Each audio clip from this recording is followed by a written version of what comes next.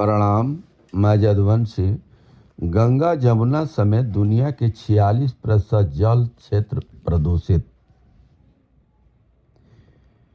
एक नए वैश्विक अध्ययन में पाया गया कि दुनिया के लगभग आधे जल क्षेत्र प्रदूषण की चपेट में है। रिपोर्ट के अनुसार लगभग 46% जलीय वाले क्षेत्र, नदियां, समुद्र, मैंग्रोव गंदे या बेहद गंदी के श्रेणी में आ चुके हैं।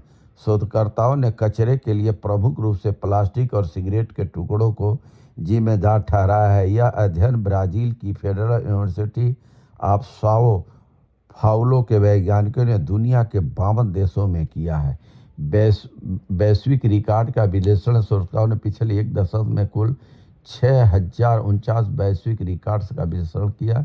इसमें भारत की गंगा, जमुना जैसी नदियों के अलावा दुनिया के प्रमुख समुद्र और तटों को मैंग्रोव में मौजूद कचरे की स्थिति का अध्ययन किया गया है। गंगा में सालाना 6 लाख टन कचरा बह रहा है। भारत में गंगा, जमुना जैसी नदियों में प्लास्टिक कचरा सबसे ज़्यादा है।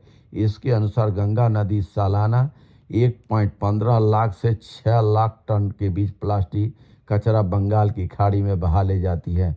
वहीं गंगा के मैदानी इलाकों के पास के जलीय क्षेत्र भी बेहद गंदगी की श्रेणी में है। यहाँ माइक्रोप्लास्टिक का घनत्व प्रति वर्ग किलोमीटर लाखों कणों में मिला है। 31% संरक्षित क्षेत्र भी गंदे हैं। विश्व के 445 संरक्षित क्षेत्रों की जांच की गई। पाया गया कि करीब 31% संरक्षित गंदे और बेहद गंदे हैं। भारत के जल निकायों में मिलने वाले कचरे में 70% हिस्सा प्लास्टिक का है, जिसमें खाद्य पैकेजिंग, पॉलीथीन व सौंदर्य से जुड़े उत्पादों के अवशेष शामिल हैं।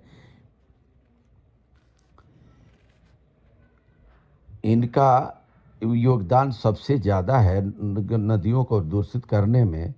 जल क्षेत्र में कचरे फैलाने में प्लास्टिक का हिस्सा करीब 68% रहा। यह प्लास्टिक छोटे टुकड़ों माइक्रोप्लास्टिक के टूटकर समुद्री धाराओं के साथ दुनिया के अलग क्षेत्रों में पहुंच रहा है।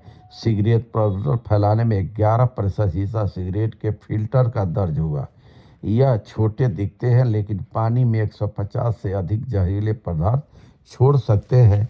यहाँ पर 3000 कंपनियाँ भारत के अंदर गंगा की नदियों की सफाई के लिए लगी हुई है और सरकार का पैसा बंदरबाट जनता की गरीब जनता का 65-70% गरीब जनता जीएसटी से टैक्स देती है। उस पैसे का इस तरीके से बंदरबाट किया जा रहा है कि जनता के लिए कोई भी शुद्ध गांव में, जैसे गांव का विकास होना चाहिए, तो यहाँ शहरों का भी विकास हो रहा है।